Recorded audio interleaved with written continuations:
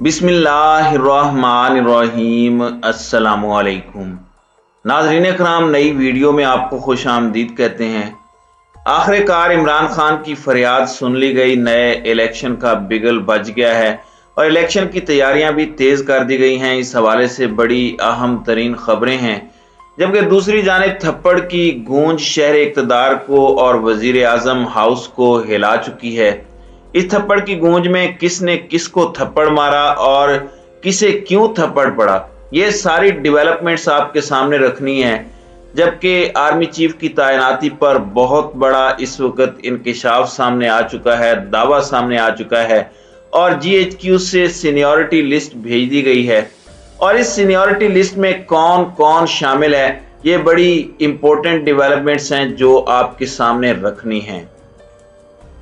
नाज़रीन कराम, वज़ीर आज़म हाउस में कल रात गए हेलीकॉप्टर के आने की खबरें, एक अदद थप्पड़ की गूंज और उसकी असल कहानी क्या है, इस हवाले से तो बड़ी अहम बातें करनी हैं और ये शायद बड़ी सख्त बातें हों। कुछ लोगों को ये बात शायद अच्छी भी ना लगे, जबकि इसके साथ ही साथ बहुत बड़ी पेशरफ्त के हवाले से भी डिटेल्स आपके सामने रखनी है।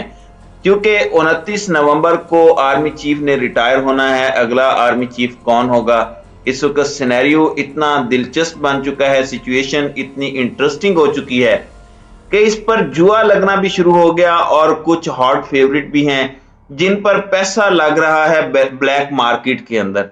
इतनी अनसर्टेनिटी है, यानी इस वक्त मुल्क के अंदर इस इंपोर्टेड हुकूमत ने इस तैनाती पर जो डामाडोल सिचुएशन है उसे कितना खराब कर दिया। वरना ये मैं समझता हूं कि कोई भी सियासी जमात हो, इस ओहदे के ऊपर किसी शख्स से ये एक्सपेक्ट करना कि या तो वो हमारे हक में होगा या हमारे खिलाफ होगा, ये सारी की सारी चीजें गलत हैं और जो गलत है वो गलत रहेगा। अब चेंज ऑफ कमांड की जो सेरेमनी है उसकी इनविटेशंस जाना शुरू हो चुकी हैं और बहुत से लोगों को इनवाइट किया जा रहा है। मुलाकातें और फेयरवेल वगैरह army chief general Qamar Javed Bajwa के पहले से ही शुरू हो चुके हैं। 2016 में आखिरी चेंज ऑफ कमांड की सेरेमनी हुई थी जिसमें छड़ी जनरल राहील शरीफ ने आज से 6 साल कबल जनरल बाजवा को दी थी। 6 साल तक आर्मी चीफ जनरल बाजवा रहे और अब 2022 में ये छड़ी अगले आर्मी चीफ को दे दी जाएगी। और जाहिर बात है सबकी नजरें इस पर हैं। ये पूरा रजीम चेंज ऑपरेशन इंपोर्टेड सरकार ने इसकी हामी इस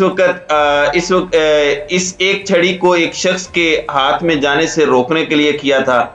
अब यहाँ पर लेटेस्ट डेवलपमेंट यह है कि समरी का अमल तात्तुल का शिकार है, लेकिन यह अमल इत्तलाआत के मुताबिक शुरू हो चुका है और मिनिस्ट्री ऑफ डिफेंस को GHQ की तरफ से, यानी देखें फेडरल गवर्नमेंट है, वफाकी हुकूमत, इसकी एक मिनिस्ट्री है, मिनिस्ट्री ऑफ डिफेंस, उसके अंदर GHQ आता है और फिर आर्मी चीफ।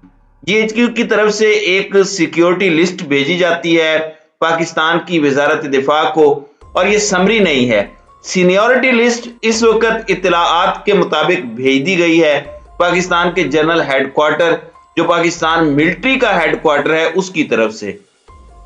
यानी कि इस सीनियरिटी लिस्ट पर army chief general Qamar Javed Bajwa के सिग्नेचर होंगे और मंडे के दिन तक ये समरी की सूरत में वजारत दिफा की तरफ से प्राइम मिनिस्टर शहबाज शरीफ के टेबल पर हो सकती है।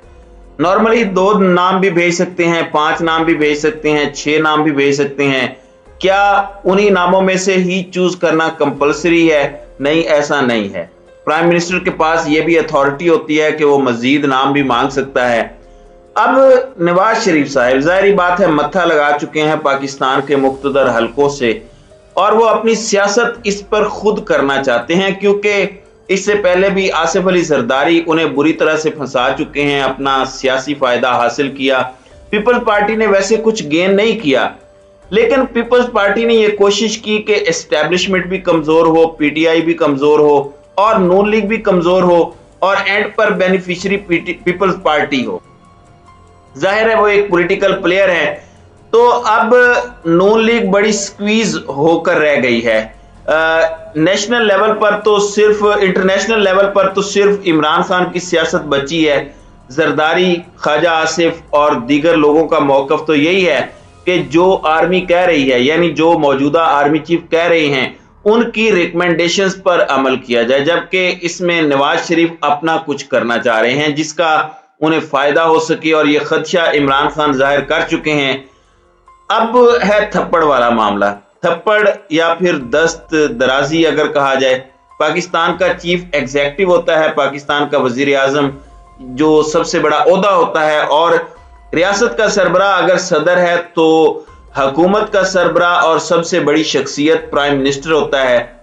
फॉर्चुनेटली अनफॉर्चुनेटली इस पर बहुत अच्छे लोग भी आते हैं, बहुत से ऐसे लोग भी आते हैं जिन पर इख्तलाफ होता है, और इस तरह की एक दस्त दराजी की खबर वोट ऑफ नो कॉन्फिडेंस की रात भी आई।